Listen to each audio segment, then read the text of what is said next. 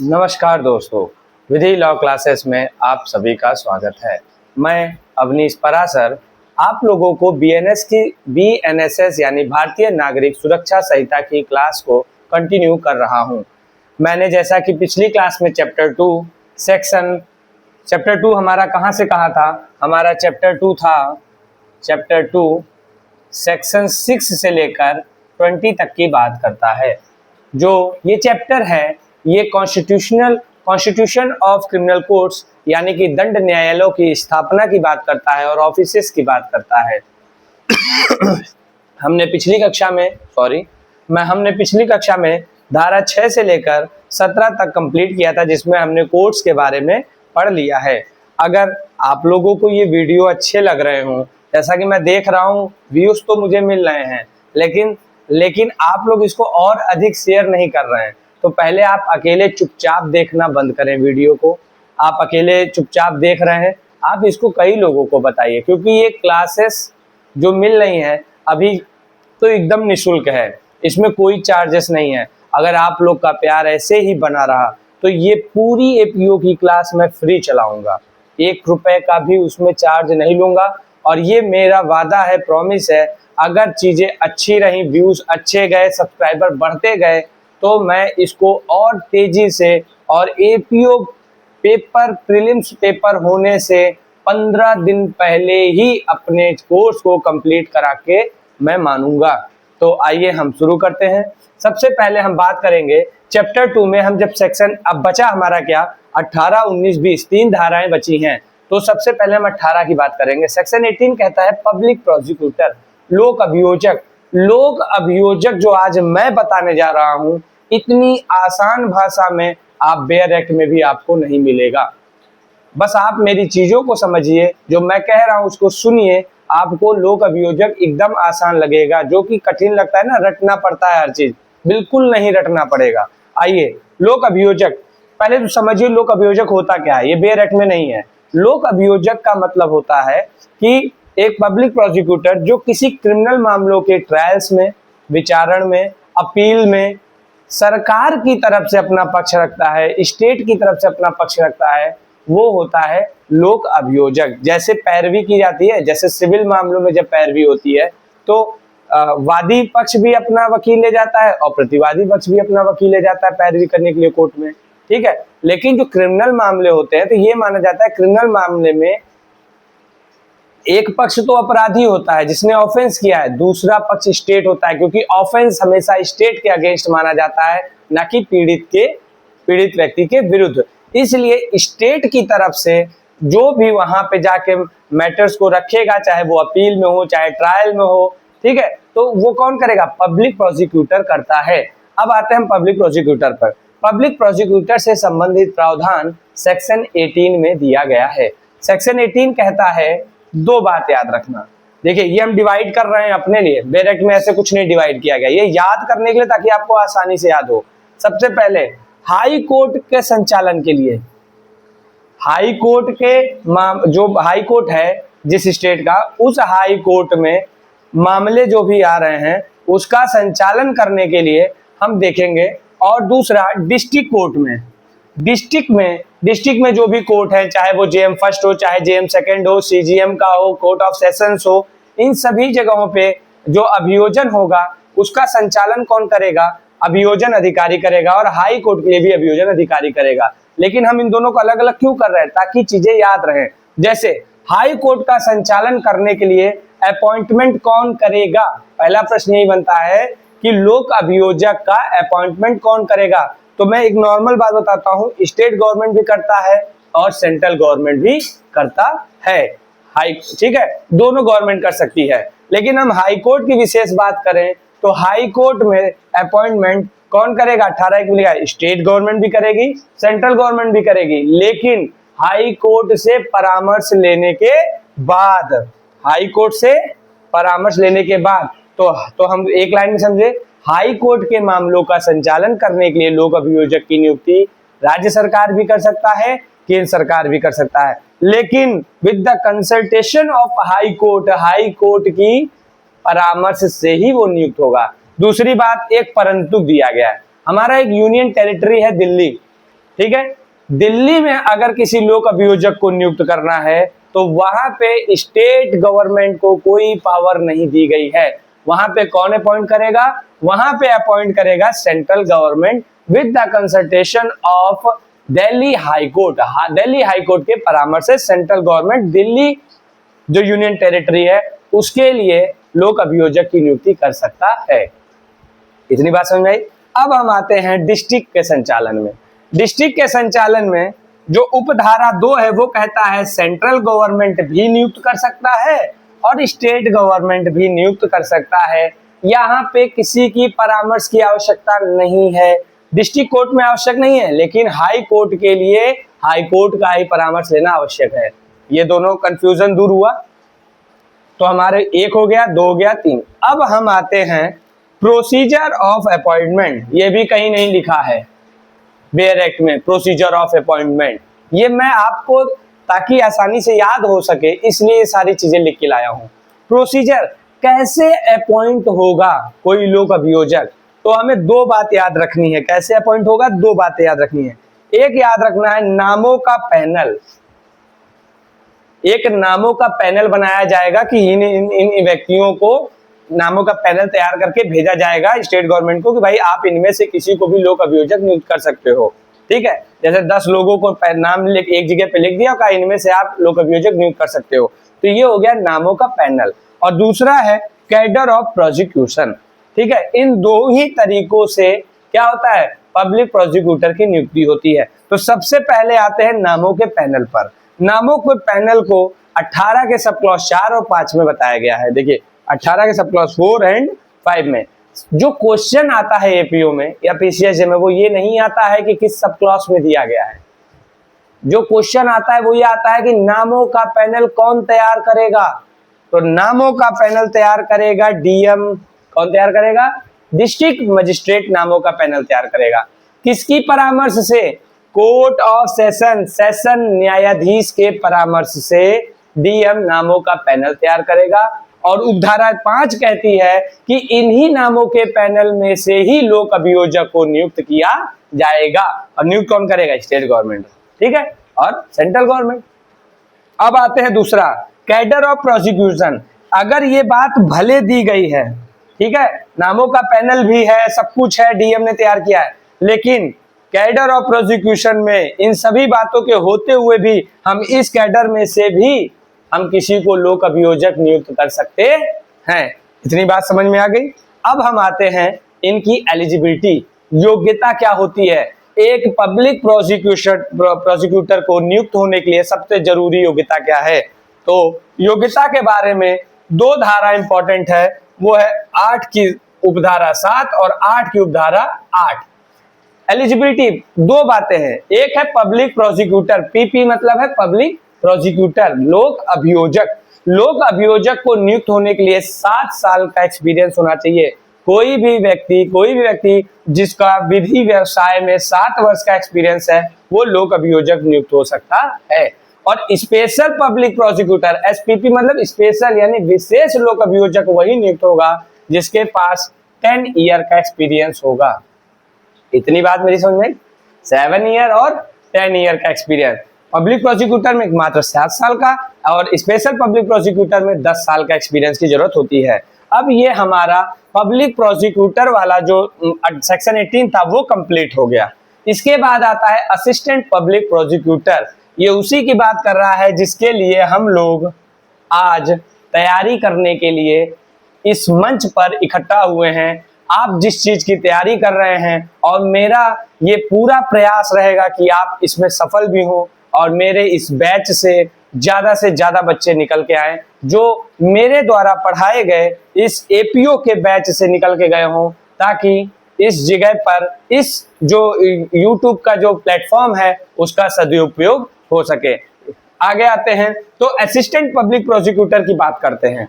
Assistant public prosecutor section 19 में दिया गया है। यह क्वेश्चन एक प्री का बन गया। किस धारा में सहायक लोक अभियोजक की बात करता है? धारा 19 में। कौन नियुक्त करेगा? स्टेट गवर्नमेंट, सेंट्रल गवर्नमेंट, मतलब स्टेट गवर्नमेंट भी नियुक्त कर सकती है और सेंट्रल गवर्नमेंट भी नियुक्त कर सकता है सहायक लोक अभियोजक को। इसके बाद आते हैं एपीपी नॉट अवेलेबल। अगर असिस्टेंट पब्लिक प्रोसिक्यूटर सहायक लोक अभियोजक उपलब्ध ना हो तब फिर कौन उस जगह पर काम करेगा। तो ये धारा कहती है कि डीएम, अब देखो ये याद रखना, एक ट्रिक भी याद कर लो, ये एक ट्रिक है कि पब्लिक प्रोसिक्यूटर से रिलेटेड कुछ काम केवल डीएम कर सकता है, जैसे नामों का पैनल तैयार कर सकता है, और अगर असिस्टेंट पब्लिक प्रोसिक्यूटर उपलब्ध नहीं है तो डीएम डिस्ट्रिक्ट मजिस्ट्रेट अपॉइंट कर सकता है किसी भी व्यक्ति को, एनी पर्सन, किसी भी व्यक्ति को असिस्टेंट पब्लिक प्रोसिक्यूटर नियुक्त कर सकता है। लेकिन एक इसके लिए प्रोविजो भी है कि अगर कोई डीएम किसी व्यक्ति को या किसी पुलिस अधिकारी को असिस्टेंट पब्लिक प्रोसिक्यूटर नियुक्त करता है तो इसकी सूचना वो 14 दिन के अंदर स्टेट गवर्नमेंट को भी देगा कि हम 14 दिन के अंदर डीएम क्या करेगा कि स्टेट गवर्नमेंट को बताएगा कि मैं फलाने व्यक्ति को असिस्टेंट पब्लिक प्रोसिक्यूटर नियुक्त कर रहा हूं। ठीक है, लेकिन अब जो ध्यान देने वाली बात है, क्वेश्चन जो आता है, क्या police officer assistant public prosecutor नियुक्त हो सकता है? तो पहला है कि हाँ बिल्कुल नियुक्त हो सकता है, लेकिन दो उसकी डिस्क्वालिफिकेशंस भी है। पहली ये है कि ऐसे पुलिस ऑफिसर को किसी मामले में नियुक्त नहीं किया जाएगा डीएम के द्वारा, ऐसे किसी मामले में डीएम द्वारा किसी पुलिस ऑफिसर को असिस्टेंट पब्लिक प्रोसिक्यूटर नहीं बनाया जाएगा जिस मामले का वह पुलिस ऑफिसर इन्वेस्टिगेशन कर रहा हो। जैसे मान लो एक हत्या का अपराध हुआ, एक पुलिस ऑफिसर ने उसका इन्वेस्टिगेशन किया, चार्जशीट तैयार किया, ठीक है, अब असिस्टेंट पब्लिक प्रोसिक्यूटर नहीं मिल रहा था कोर्ट ऑफ सेशन में इस मामले को चलाने के लिए, तो डीएम ने उसी पुलिस ऑफिसर को जिसने इन्वेस्टिगेशन किया था क्या कह दिया कि आपको मैं असिस्टेंट पब्लिक प्रोसिक्यूटर नियुक्त करता हूं, आप जाइए कोर्ट में स्टेट का पक्ष रखिए। तो कहा गया नहीं, ऐसा पुलिस अधिकारी नहीं कर सकता जो उसी संबंधित मामले में इन्वेस्टिगेशन करके आया हो। दूसरी एलिजिबिलिटी कि वही police officer assistant public prosecutor नियुक्त हो सकता है जो कि इंस्पेक्टर रैंक से नीचे का ना हो, निरीक्षक पंक्ति से नीचे का ना हो। तो देखिए लिखा है not below the person of the inspector. तो हमारा चैप्टर 2 का सेक्शन 18 और सेक्शन 19 जो पब्लिक प्रोसिक्यूटर की बात करता है और असिस्टेंट पब्लिक प्रोसिक्यूटर की बात करता है, ये कंप्लीट हो गया। अब जो सबसे कठिन और बहुत सारे बदलावों के साथ जो धारा आई है वो धारा है धारा 20 सेक्शन 20। इसमें बीएनएसएस ने सीआरपीसी की अगर तुलना करें तो काफी कुछ बदल दिया है, तो इसको हमको बहुत ही इंपॉर्टेंट समझ के पढ़ना है और मैं एक एक चीज को लिखते हुए चलूंगा ताकि जल्दी में ये चीजें बस उड़ ना जाए कि हो गया। ठीक है, क्योंकि धारा 20 अपने आप में एक युद्ध है, उसको समझना पड़ेगा। ठीक है, चलिए इसको जल्दी से कंप्लीट करते हैं धारा 20 को, और आज हम चैप्टर 2 को यहीं कंप्लीट करके चैप्टर 3 का भी वीडियो मैं आज के आज ही आप लोगों को प्रोवाइड करूंगा, क्योंकि लेट हो रहा है। इस तरीके से क्लास चलेगी तो 1-3 महीने लग जाएंगे केवल बीएनएसएस कंप्लीट होने में। तो मैं आप लोगों के लिए और मेहनत करूंगा, मैं और वीडियो बनाऊंगा। मुझे एडिट करने में टाइम लगता है, अभी मुझे एडिट करना इतना अच्छा नहीं आता है, लेकिन आप लोगों के लिए मुझे टाइम लग रहा है, मैं उसको भी कर रहा हूँ। मैं कॉलेज भी जाता हूँ, आप लोगों को नहीं पता होगा, मैं टीआरसी लॉ कॉलेज बाराबंकी में as a assistant professor PG department में अपॉइंटेड हूँ, और मैं वहाँ पे एलएलएम वाले बच्चों को मैं वहाँ पे क्लासेस लेता हूँ। तो इसलिए थोड़ा सा मुझे समय कम मिलता है, लेकिन जितना भी समय मिलेगा उसमें मैं आप लोगों के लिए जल्दी से जल्दी इस कोर्स को कंप्लीट करने का प्रयास करूंगा। तो आइए शुरू करते हैं।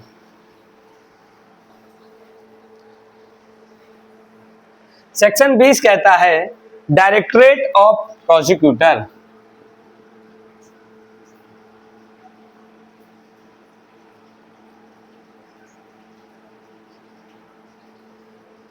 अभियोजन निदेशालय।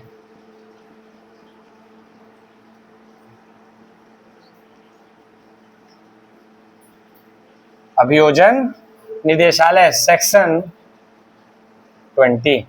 अब देखिए अभियोजन निदेशालयों की बात की गई है कि डायरेक्टरेट ऑफ प्रोसिक्यूटर की स्थापना की बात करता है धारा 20 में। धारा 20 कहता है कि राज्य में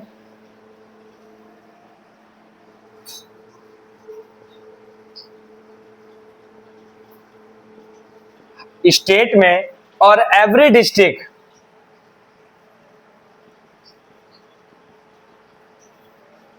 कुल मिला के अभियोजन निदेशालय की 2 जगहों पे स्थापना करने की बात करता है।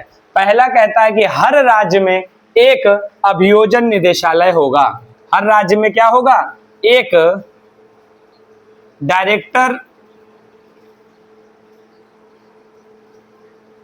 डायरेक्टरेट ऑफ प्रोसिक्यूशन होगा।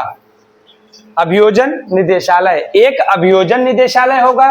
ठीक है, अभियोजन निदेशालय को धारा 20 में बताया गया। उसमें कहा है कि 2 स्तर पे अभियोजन निदेशालय बनाए जाएंगे, एक राज्य स्तर पर और एक डिस्ट्रिक्ट लेवल पर। राज्य स्तर पर एक अभियोजन निदेशालय होगा और जो डिस्ट्रिक्ट लेवल पे होगा उसे डिस्ट्रिक्ट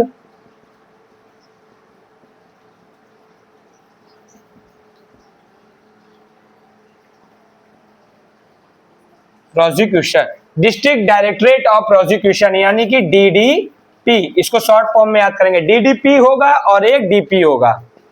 हर स्टेट पर एक डीपी होगा और हर जिले में एक, देखो जिले में एक डीपी होगा और हर, अरे सॉरी फिर से एक बार थोड़ा सा कंफ्यूजन को दूर करें। देखिए सबसे पहले धारा 20 में क्या दिया है? अभियोजन निदेशालय, डायरेक्टरेट ऑफ प्रोसिक्यूशन दे रखा है धारा 20 में।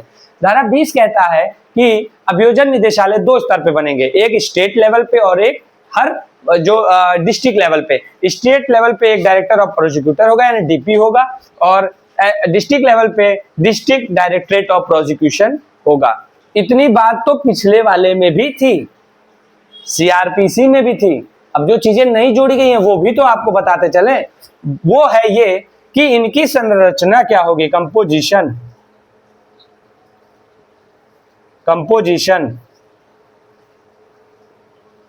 ये ऐसे बेयर एक्ट में नहीं मिलेगा जैसे हम बता रहे हैं कि इसकी कंपोजिशन क्या होगी, लिख के दे रहे हैं कि बेयर एक्ट से पढ़ लीजिए समझ में आएगा, ये नहीं कह रहा हूं।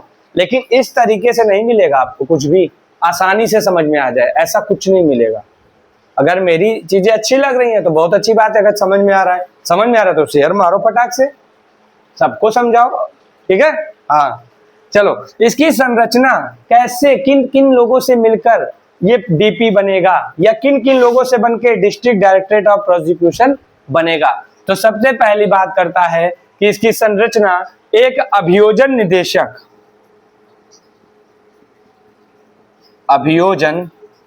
निदेशक होगा और अभियोजन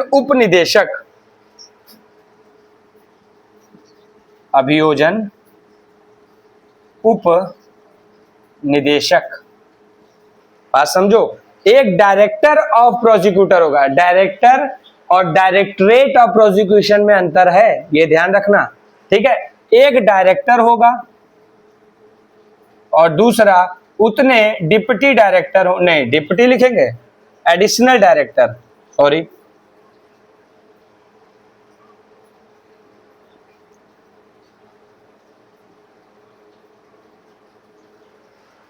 जो राज्य में जो डायरेक्टरेट ऑफ प्रोसिक्यूशन है उसकी संरचना 2 लोगों से होगी। एक तो होगा डायरेक्टर उसमें और दूसरा इतने डिप्टी डायरेक्टर हो सकते हैं जितना राज्य सरकार उचित समझे। मतलब ये जरूरी नहीं कि एक ही डिप्टी डायरेक्टर हो, हाँ डायरेक्टर एक रहेगा लेकिन डिप्टी डायरेक्टर उतने हो सकते हैं जितने राज्य सरकार उचित समझे। और इसकी कंपोजिशन कैसे होगी? इसकी कंपोजिशन कह रहा है कि एक डिप्टी डायरेक्टर होगा, हिंदी वाले समझ रहे हो ना, हिंदी में भी लिखा है अभियोजन निदेशक और अभियोजन उपनिदेशक। ठीक है, अब डिस्ट्रिक्ट डायरेक्टरेट ऑफ प्रोसिक्यूशन की बात करें, ठीक है, तो इसमें एक डिप्टी डायरेक्टर होगा और असिस्टेंट डायरेक्टर होगा। उतने असिस्टेंट डायरेक्टर होगा जितने राज्य सरकार उचित समझे।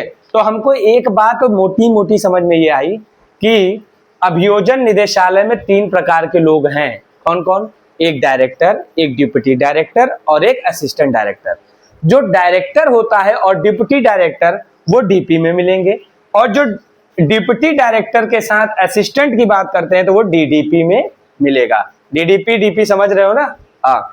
अब हम जो याद करने वाली बात आ रही है, अभी हमें ये पूछा जा सकता है कि ये बताइए डायरेक्टरेट ऑफ प्रोसिक्यूशन अभियोजन निदेशालय किन किन लोगों से मिलकर बना होता है, या इनमें कौन शामिल नहीं है। अभियोजन निदेशालय में कौन शामिल नहीं है? तो पहला ऑप्शन दे देगा डायरेक्टर ऑफ प्रोसिक्यूशन, दूसरा दे देगा डिप्टी डायरेक्टर ऑफ प्रोसिक्यूशन, तीसरा दे देगा असिस्टेंट डायरेक्टर ऑफ प्रोसिक्यूशन, चौथा दे देगा नन ऑफ अबव। तो आप क्या लगा दोगे? None of above. नहीं, आपको लगाना था असिस्टेंट डायरेक्टर ऑफ प्रोसिक्यूशन, क्योंकि वो डीडीपी में है, डीपी में नहीं। इतनी बात समझ में आई? ठीक है, ये हम क्वेश्चन जानबूझ के ऐड ऑन करते हैं ताकि ये चीजें क्लियर हो जाएं। ठीक, अब आते हैं इसकी एलिजिबिलिटी की बात करते हैं। योग्यता, एलिजिबल कौन होगा? कौन एलिजिबल होगा डायरेक्टर बनने के और डिप्टी डायरेक्टर बनने के और असिस्टेंट डायरेक्टर बनने की योग्यता क्या होगी? तो डायरेक्टर बनने की जो योग्यता है वो है, डायरेक्टर हो चाहे डिप्टी डायरेक्टर हो, इनकी सेम योग्यता है। क्या है इनकी योग्यता? इनकी योग्यता है कि 15 ईयर का एक्सपीरियंस हो। क्या हो? 15 साल का कोई व्यक्ति जो विधि व्यवसाय में लगा हुआ है वो डायरेक्टर भी बन सकता है और डिप्टी डायरेक्टर भी बन सकता है। इतनी बात समझ में आई? दूसरा है कोर्ट ऑफ सेशन जज हो, मतलब सेशन न्यायाधीश हो। सेशन न्यायाधीश, सेशन जज अगर कोई है या रहा हो, दोनों ही चीज, चाहे पहले रहा हो या है, वो भी डायरेक्टर बन सकता है और डिप्टी डायरेक्टर बन सकता है डीपी का। तो दो योग्यता होती है डायरेक्टर और डिप्टी डायरेक्टर की। क्या? या तो 15 साल का एक्सपीरियंस हो लॉ में, विधि के क्षेत्र में, या फिर विधि व्यवसाय के क्षेत्र में, या फिर वो कोई भी सेशन जज रहा हो या है, वो भी बन सकता है डायरेक्टर और deputy director.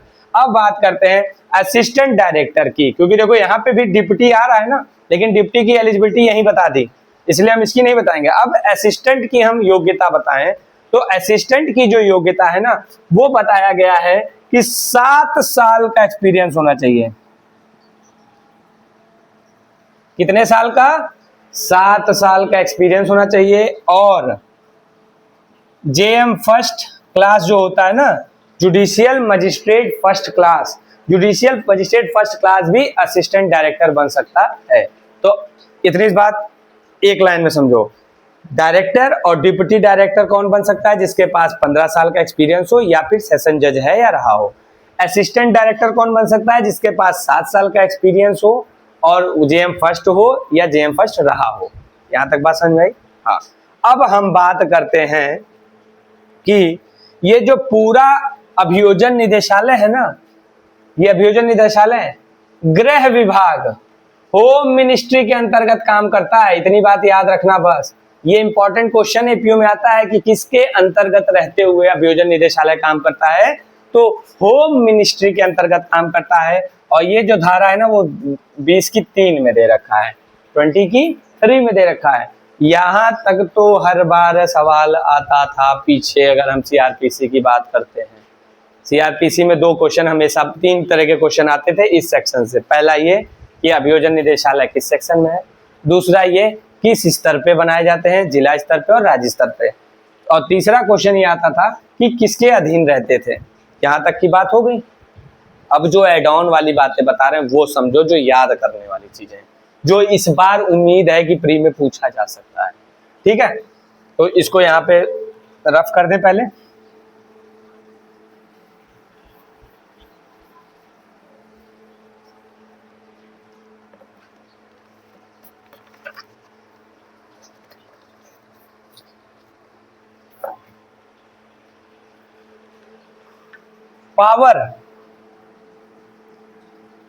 Power and function of DP, directorate of prosecutions के क्या पावर हैं और क्या फंक्शन हैं। अब इसमें 3 अधिकारी हैं, हमने पहले बताया, डायरेक्टर, डिप्टी डायरेक्टर और असिस्टेंट डायरेक्टर। तो हमको इन्हीं की पावर की बात करना है।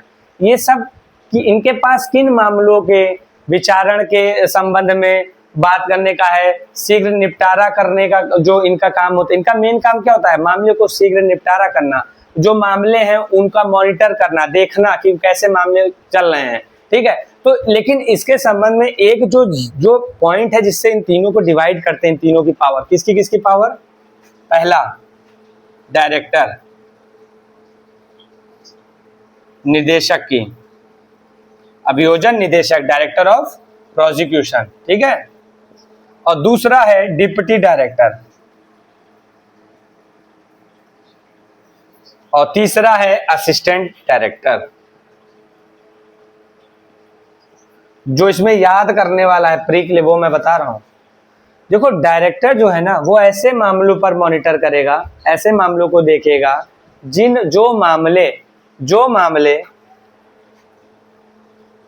मृत्यु दंड से दंडनीय हो, आजीवन कारावास से दंडनीय हो, यानी कि लाइफ इम्प्रिजमेंट, ठीक है, या फिर आजीवन कारावास हो गया, मृत्युदंड हो गया, आजीवन कारावास से दंडनीय हो, और 10 साल की 10 ईयर और मोर देन 10 ईयर इम्प्रिजमेंट से संबंधित हो। तो डायरेक्टर किन मामलों को मॉनिटर करेगा? ऐसे मामले जो डायरेक्टर सबसे बड़ा है ना, तो सबसे गंभीर मामलों को देखेगा। इस तरीके से समझो, मृत्युदंड, आजीवन कारावास, 10 वर्ष तक के कारावास या 10 वर्ष से अधिक के कारावास से। लेकिन अगर हम इसकी बात करें डिप्टी डायरेक्टर की, उपनिदेशक की बात करें, उपनिदेशक की बात करें तो ये 10 वर्ष से कम, लेस देन 10 ईयर, 10 वर्ष से कम के कारावास और 7 वर्ष से ऊपर, अबव, मतलब 7 साल के कारावास से अधिक के कारावास से दंडनीय कोई मामला है और 10 वर्ष से कम दंडनीय का कोई मामला है, तो इसको देखता है डिप्टी डायरेक्टर। लेकिन 7 वर्ष से कम के जो मामले होते हैं, नॉट एक्सीडिंग 7 ईयर्स जो इम्प्रिजमेंट होते हैं, वो कौन देखता है? Assistant director. तो हमें तीनों की चीजें पता चल गई। क्या क्या? हमें पता चल गया कि जो पावर ऑफ फंक्शन दे रखा है निदेशक का, वो कहता है वो मृत्युदंड, आजीवन कारावास या 10 साल या 10 साल से अधिक के मामलों को मॉनिटर कर सकता है शीघ्र निपटारा करने के लिए, ठीक है।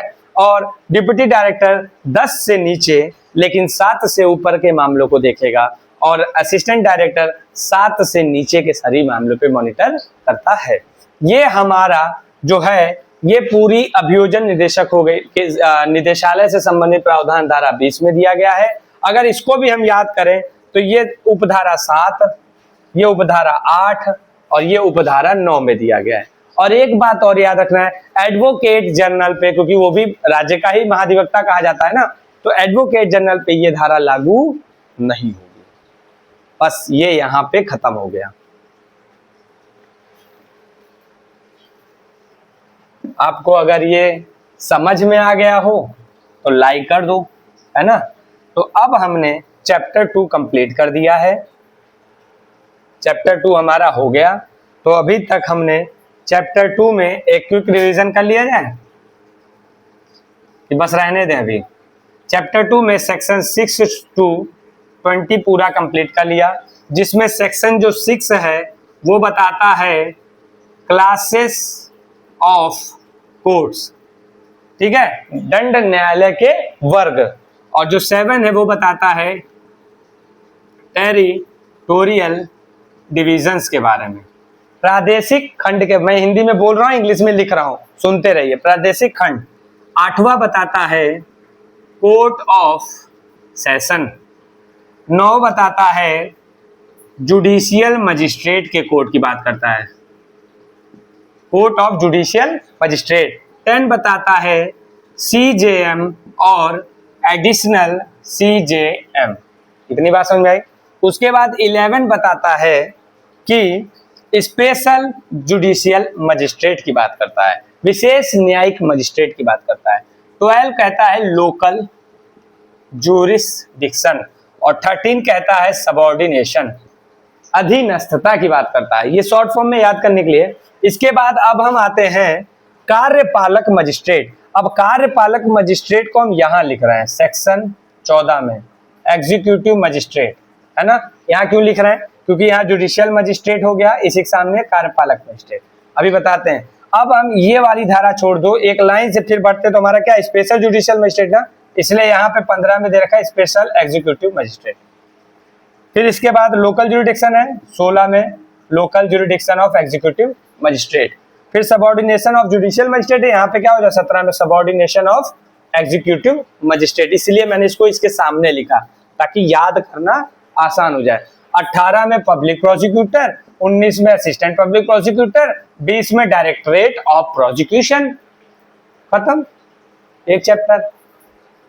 अगर आपको समझ में आया हो तो मस्त एकदम लाइक मार दीजिए, हमको भी मजा आए कि हाँ बढ़िया आप लोगों को व्यू बढ़ा दीजिए, एक बार जोरदार एकदम शेयर मार दीजिए ताकि व्यू बढ़ जाए। धन्यवाद।